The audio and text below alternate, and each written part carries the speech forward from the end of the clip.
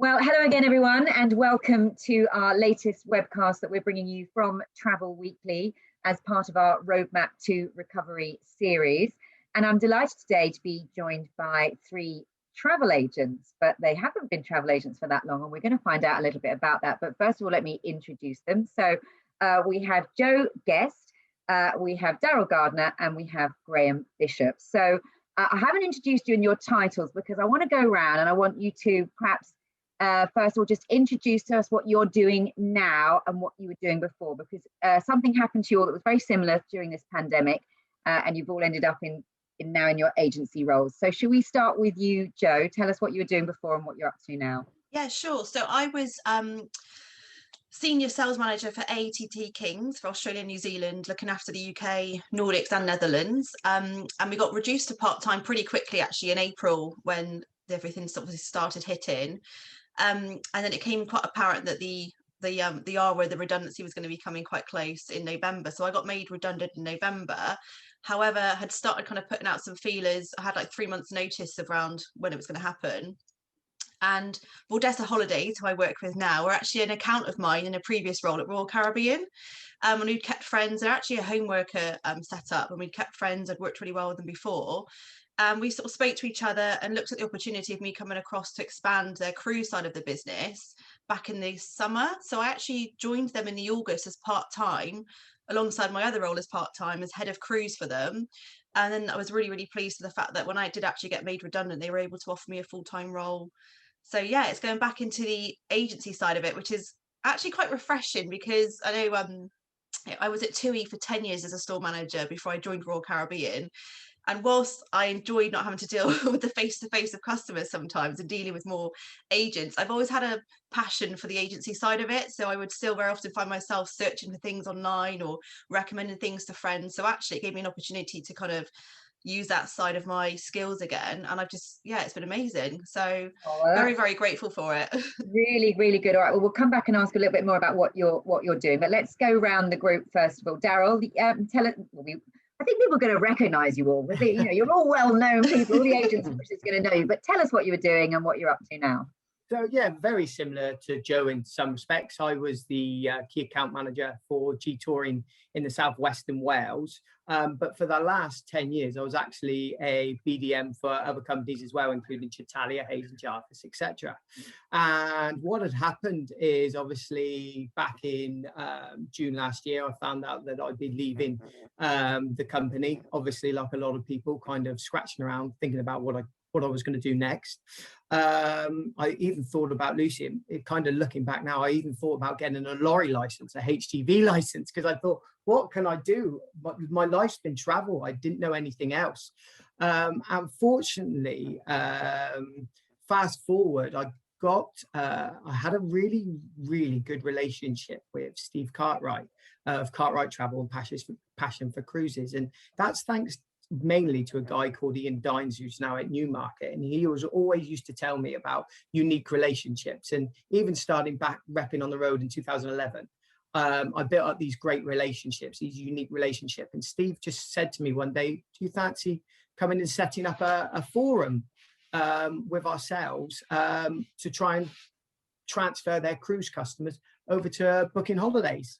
And fast forward now, I'm actually, like I say, a personal travel consultant. So I do work on I am self-employed, but I'm booking their customers who are now kind of reluctant to book cruise at the moment, and actually booking their holidays. And it's been fantastic, actually. And it's great that from my side that I've remained in travel. I've remained current, and like I say, it's a brilliant job. And actually, as I said earlier, before we kind of started, when we just got together, I said about my arrogance was always I would never ever be a travel agent ever again. But now I'm really happy and in a great position.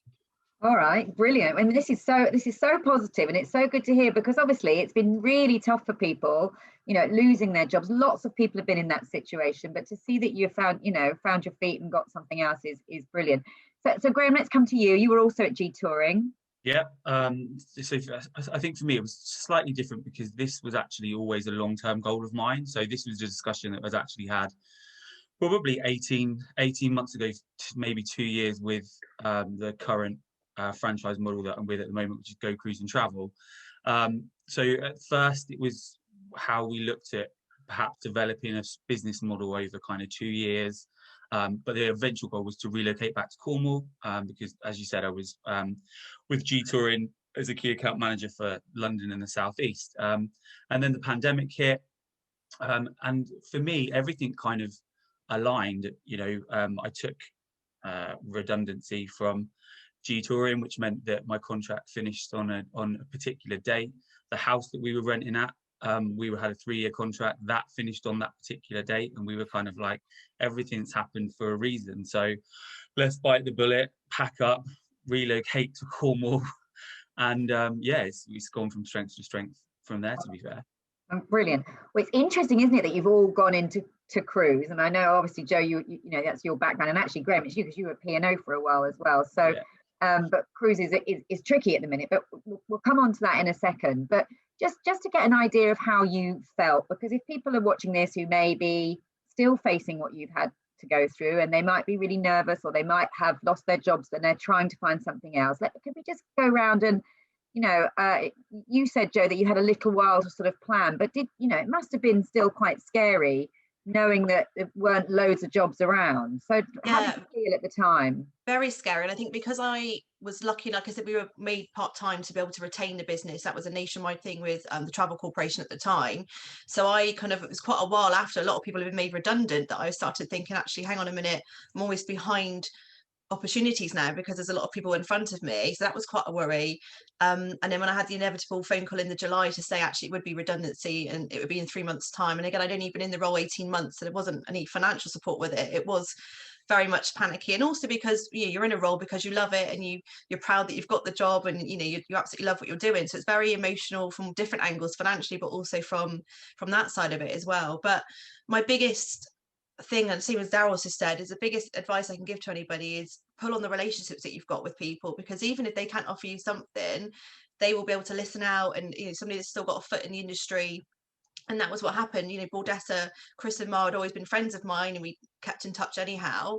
And then I remember I was sat in the garden, I think, having a beer in the summer on one of my days off. We had this conversation about how I could come on board, and actually we could focus on cruise and how we could deliver it. And we chatted for a couple of hours, and then it kind of went from there, really. So it's just all about speaking to people, and all the networking that we do in travel naturally, because we're all kind of similar passions and minded, that just definitely do that, because even if they haven't got something, somebody else may know another opportunity. That's the best way to kind of keep in, I think. Absolutely. And Darryl said he considered getting a lorry, an HGV license, but did you ever consider going out of travel, or were you prepared to do anything? Or I guess I was kind of trying to stay optimistic in the sense, because I had to relocate. I was living in Chelmsford at the time, so I had to move back to Bristol with everything. So I had a lot of other stuff going on at the time personally. So the thought of then having to think of something else was just a little bit too much. So I guess I was cutting it a little bit close, I think, hoping that it would still remain and that something would come up.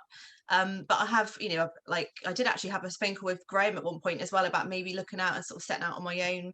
So there was lots of things floating around, but I think I was extremely lucky that the kind of two came together at a similar time, really. Well, they do say there's, with adversity comes opportunity, and it sounds like, certainly Bordessa has seen that, and we'll come back and talk a bit more about that. What about you, Darryl? You said you were thinking of all these other things. It is quite scary. You need an income. You've got bills to pay. How did you feel at the time? And were you worried, or were you fairly kind of calm and you knew you'd get something?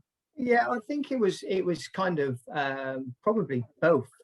First of all, obviously, we were very lucky because, like a lot of people, we were put on furlough. So the money kept coming in. So that was always okay. So we were protected from that point of view. However, I think it was slightly pride as well from my side. It was definitely a case of, oh my good God, I've been in the industry a long time. What's happening? And just seeing these kind of people getting made redundant and thinking there was no jobs out there. So that was very difficult to swallow. And my poor wife had to put up with me for a good few months of being in probably a foul mood at times, just because of, like you say, my pride had been definitely dented, I'd say. But people like Graham, and Graham's a prime example, and probably the common denominator in this, as Joe's mentioned, is Graham kind of inspired me, because he had kind of started to set up his business, and I actually thought this isn't a bad idea. So from that side of things, that's why I was kind of, after the months went on, I thought, no, I could do this. And I wanted to stay in travel because, Lucy, you know, you speak to people every day. The worst thing about travel is once travel's got you, you're hooked. Yes. No one in travel wants to go and work anywhere else unless they really have to. Yeah, but I think that's also, though, for people in travel, it's been because we felt so isolated, because we are normally so social and friendly with each other. So, you know, it must have been difficult, I guess, because you're suddenly not all of us are all over the place, desperately busy with amends and cancellations and rebooks, and everybody's so busy, and yet you've got to try and find some, another job. So it must have been hard. It was hard, but like on the flip side, like I say, things happen for a reason. And back in June, the disappointment, you fast forward to now, and like I said earlier, it's a lovely place to be now because there's some light at the end of the tunnel with the announcements on Monday in regards to Boris. So actually from my side now, I'm looking at it and thinking we're through the worst of it, or surely we're through the worst of it. It can't get any worse. And if I stay in the travel industry for the next 30 years, it's never going to be as bad as this. And if it is, I think we're all just leave and just call it a day.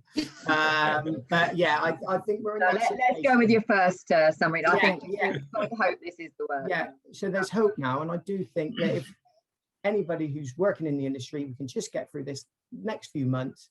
And then going forward, I think it's going to be spectacular. And even I was just funny enough, before I came on the score, I just saw Graham's Instagram about Simon Calder. And even Simon Calder saying, book with a travel agent. So we know it can only look up. It can only be good. Exactly. Well, that is very significant. So Graham, though, come on, setting up your own business, though, right in the middle of a pandemic. I mean, you're smiling, and I've seen some of your social posts, so I'm hoping it's going well. But that's brave. Yeah, I mean, it was brave, but I think the guys have alluded to relationships, within to regain employment. But I think for me, the relationships that I built with key suppliers and actually friends of the industry that I've been able to call on when I've needed a favor or when I've needed some kind of help and advice. And it was scary. It was daunting. We were literally, it's not just me. My partner gave up his job to move down here as well, and we were kind of there, and it had to work. So I was lucky that I was carrying out some other work, which it's still helping me out now in terms of supporting with some kind of financial income. But in saying that, the travel side for me is it's just exploded. I had a really amazing January, which I didn't envisage. We know January is the biggest period for booking, and what I did book was well above what I wanted to do. But you are right. The first thing that people said to me is, "What the hell are you doing, setting up your own travel business in the middle of a pandemic?" But again, it's allowed me to develop relationships with new customers as well. I was quite fortunate in between the last two lockdowns just to get out. I took some shifts in the local pub just to kind of meet new people and a new kind of audience. And the benefit of down here, especially where I am, is word of mouth is just key. And the moment that you've got, I was out walking the dog the other day and someone was like, "Oh, it's a shame you only just do cruise." And I was like, "Oh, I don't do cruise." And they were like, "Can you do ski as well?" And I was like, "Yeah." Within 5 days, had 5 different ski inquiries from different people in the village, and it was kind of all worked on. So for me, yeah, it's been crazy change in life, but also crazily busy as well. So yeah. I'm thankful for and that. You say January was sort of surprisingly busy then. And yeah. what because lots of people were hoping for a better January, but then of course we got the announcement about the lockdown on the 5th, and so actually some people it wasn't as good as they were hoping. But you found it was all right, or very good for you. Yeah, I mean I again, the inquiries that I was getting, I wouldn't say, from having been in retail before, they probably weren't as big as what they were, but actually the stuff that was coming in was high value. It was a lot more, a lot higher conversion rate. I think I converted at around 96% on what was coming through. I think one of the highest value bookings was 27k. Nice. for a cruise for 2022, and people's attitudes are changing. That's the thing, you know. I've seen it steadily over the last couple of weeks. It's even more where people are reaching out and people like, you know, we're ready to travel now. We're ready to throw some money at it because we haven't done anything in the last 12 months. And I suppose for me, it was just trying to be a little bit unique with the offerings that we were putting out there, just to try and hook those people in. But yeah, I mean, as it stands at the moment, touch wood, it's been a really positive experience for me the last couple of months. So good. And, you know, Daryl's mentioned, hasn't he, that even Simon Calder is recommending to book with a travel agent. I mean, I know perhaps this wasn't what you were, you know, in your life plan at 12 months ago, but actually are you finding that you're getting people coming to you wanting your advice, wanting to have their hand held, wanting that reassurance because of what's happened? I mean, this could be, you know, coincidentally the best time to have moved to be a travel agent. Yeah, what do you think? I suppose I have been quite lucky because there's a lot of travel agents out there, you know, at the moment that have that historical booking data, so they are somewhat swamped with cancellations, rebooks, and a lot of their time doing that. That for me, luckily, touch wood, I haven't had to be part of that. So all of my efforts have been on kind of new bookings and reaching out to people. But people definitely are seeing, you know, talking the benefit of. They understand the benefit of now why it's important to book with a travel agent. I think personally, there was a lot more questions around COVID, cancellation cover, COVID. You know, I've seen historically, you know, that I know personally from locally, who would package everything themselves and think nothing of doing their own flights and going on, you know, certain hotel websites and booking it all to sell, and they've still done that. But then come to me and kind of said, right, this is kind of what we've been able to package together ourselves. We want the financial protection that you're able to offer. What can you do? And, you know, and that's been kind of the rule. That's been the chain of thought for most people. But definitely there's a swing, the desire to book with someone that they can speak to face to face. I know we're not face to face now, but that they've got a number for someone basically. Yeah. It's really good to hear, because we hear anecdotally that's happening. So it's good to hear. Jo, would you agree with that? Yeah, definitely. And it's similar to Graham in the sense that how our business is run is online. So obviously we're a home worker setup.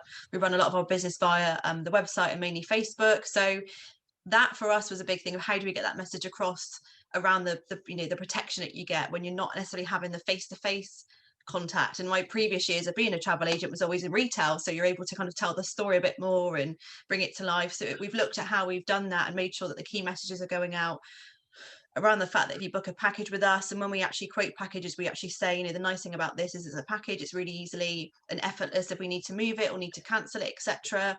And the same with cruises as well. We've seen a lot of stuff for 22, mainly for cruises. Obviously throughout January we had quite a good month for cruise in January, mainly for 22 because obviously it's a little bit further afield. But I think it's just being seen as being available, being, you know, we've been really consistent and resilient, almost like a dog with a bone, in the sense of even if we're not getting anything come through a particular day or for a few hours, we're keeping on making sure that we're getting offers out there and making sure we're kind of using every lead that we've got. Yeah. And I think that's the key message, is not waiting. And like similar to Graham, our conversion rate's been extremely high. So whilst the volume might have been lower versus previous years, we've been really consistent on, you know, delivering that conversion. And we've also looked at how we can adapt how we communicate with our customers. We've introduced virtual appointments and things. Obviously people are getting a bit more used to the world of Zoom now, so we've gone out and kind of updated our contact us section, if you like, to include that, so that people can still have that face-to-face relationship, but, you know, with a safer way of doing it over video for now as well. Oh, really good, really good. And Daryl, you mentioned that, you know, we've got Boris's announcement, you know, on Monday. We weren't sure if international travel was even going to be mentioned, and it was, but there wasn't any specific mention of cruise. And as things stand, I know we can't go anywhere, but there was the Foreign Office advisory against cruising, and yet you're all in the cruise sector. I know obviously you'll book other things as well, as Graham's just said, but does that, you know, are you confident that you're going to be able to get that cruising is going to come back? I mean, clearly the companies you've gone to join must see a long-term future in cruise being very buoyant.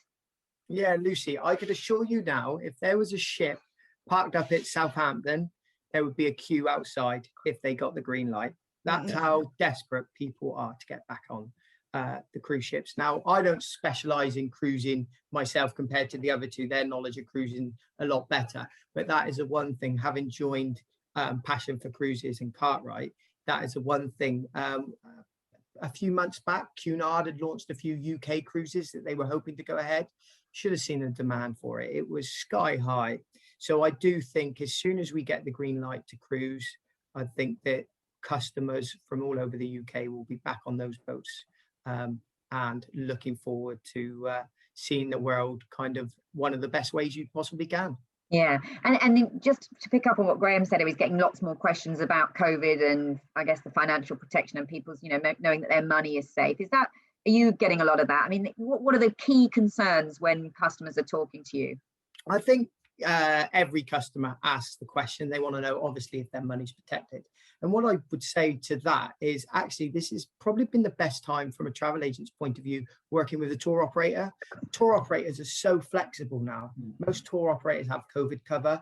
The flexibility if customers want to change their holiday to a later date, where it used to be kind of admin fees galore. A lot of them have eradicated them now or reduced them. So they're making it so much easier. So we're not putting the customer through that additional stress in the lead up to their holiday.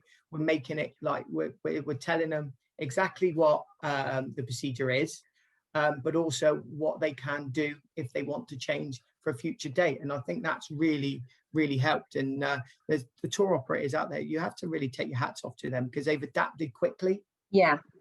And we've written a lot about how some travel agents are more nervous to package themselves, even if they've got their own atoll, etc. But they would rather book a package, a full package. Would you agree with that? For the time being, you're happy booking? Okay. 100%, because there's so many good brands out there. There's a lot of big names out there. And if you're telling the customer that you're booking with such and such a name, I just think it gives them that extra reassurance. Dynamic packaging is something that some companies do really, really well. But personally, I just think with so many great tour operators and tour operators that literally have a holiday that will suit every single person out there, for me at the moment, there's no need to dynamically package. Okay, interesting. What about you though, Graham? Because you're saying you want to try and have unique product to sell. So I was going to say, so I've kind of written at the moment holding off dynamic packaging anything for this year. I think that would be maybe a slight tad foolish hearing the horror stories of the last year, what people have done.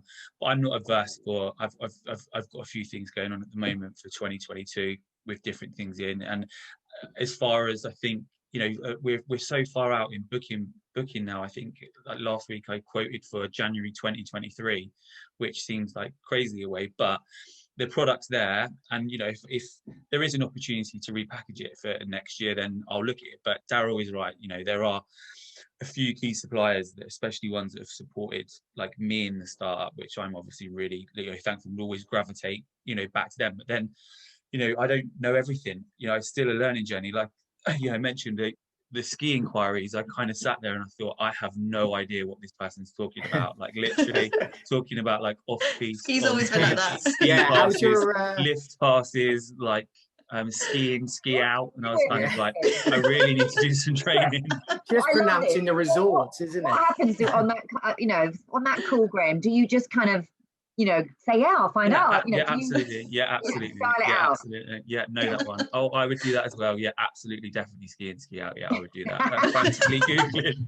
And then you'll but then you have got to do loads of training, I guess. But then it's good, yeah. And I think that there's also this bit of downtime as well. It is frustrating, and it's been frustrating for so many people. And we especially in the the account manager like roles, we've lost some really good people, which is a shame, which we saw over the year. But for me personally, it has been that little downtime it has been good to brush up on like product knowledge, and it's good to see that so many people and tour operators are still pushing through their kind of knowledge bases, and especially like I said, for me coming back into it, cruise, I could move forward and I thought I knew a lot about cruise, but the land side, it's just brushing up knowledge from that point of view. So there's been challenges, but equally been some successes. And as a sort of small business owner now, are you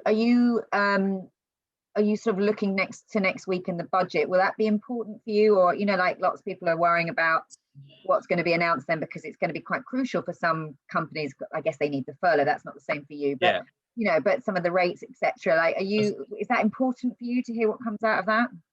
Yeah, I think for a long term, for like my long term, like your ambition of transitioning into retail, when we start looking at kind of like business rates and stuff like that. I mean, I'm quite fortunate. Is that your plan? You're gonna have a shop eventually. It's in my plan. Yeah.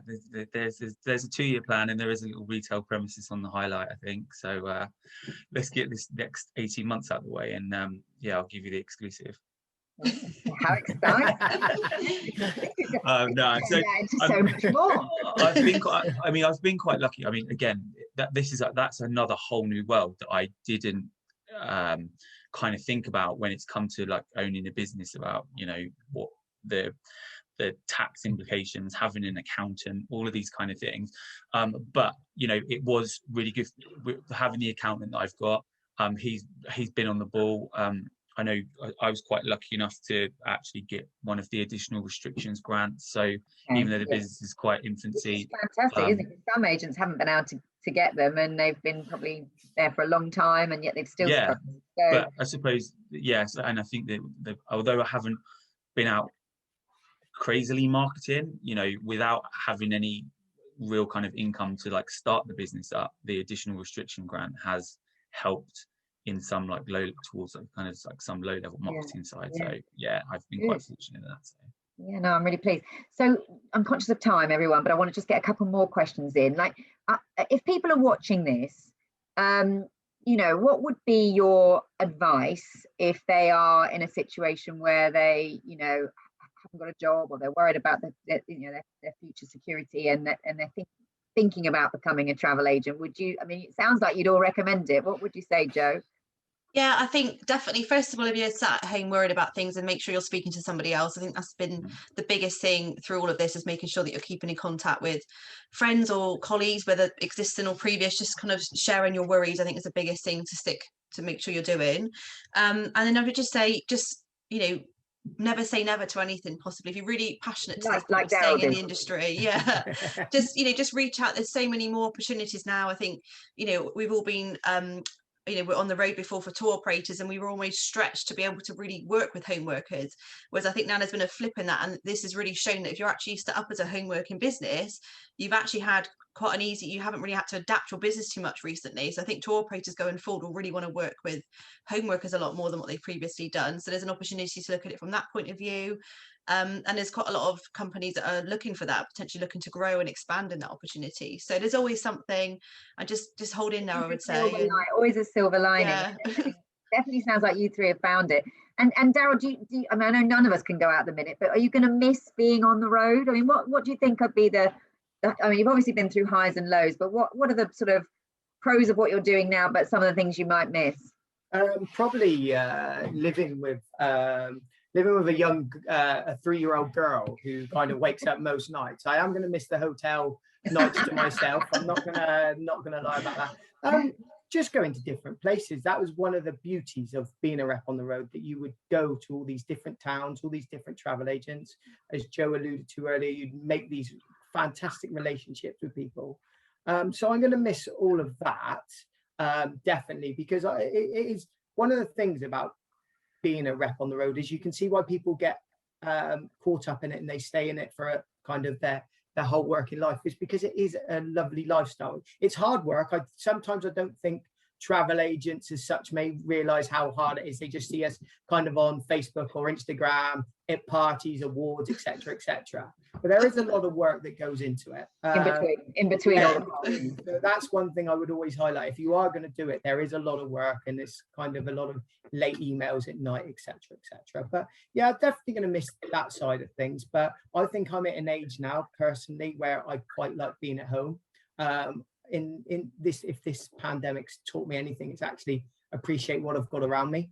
So actually being a travel agent, doing the 9 till 5, the regular 9 till 5, absolutely suits me. And going forward, I'm looking forward to seeing what this journey kind of what the journey is.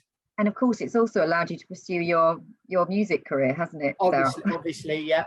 Obviously, I think 90s boy bands are going to make a comeback, and I want to be part of that because that was my. Let's hope so, Daryl. Because yeah. You've done enough here.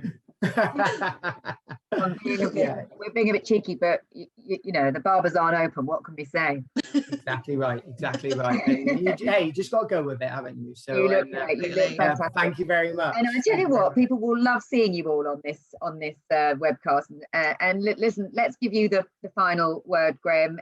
If somebody wants to set up their own business, that's a little bit different than just going into a different business. What would be, you know, what were the biggest things that you would give as tips? I suppose if you've thought about it, and this is going to sound really cheesy, but we're going out to members of the public saying, if you're thinking about booking a holiday, then book it. My advice to you, if you're thinking about going out on your own, then just do it. If you've got the you know, I'm lucky to have the support. I've spoken to probably between 6 and 10 different people that have phoned me that have been in my position at some point and are thinking about making the move over to you know, becoming self-employed and having their own agency. And when you do start to see the commission coming through and what your pipeline looks, you kind of wonder why you never did it before, because actually that business has got to go somewhere. So why not let it be you? So if you're thinking about it, I would do it.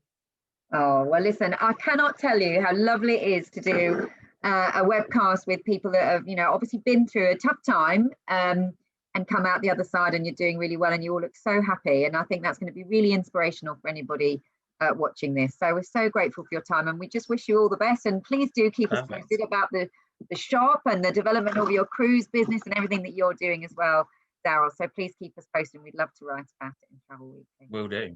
Thank you. Thanks, lovely to see you all. Cheers. Thank you.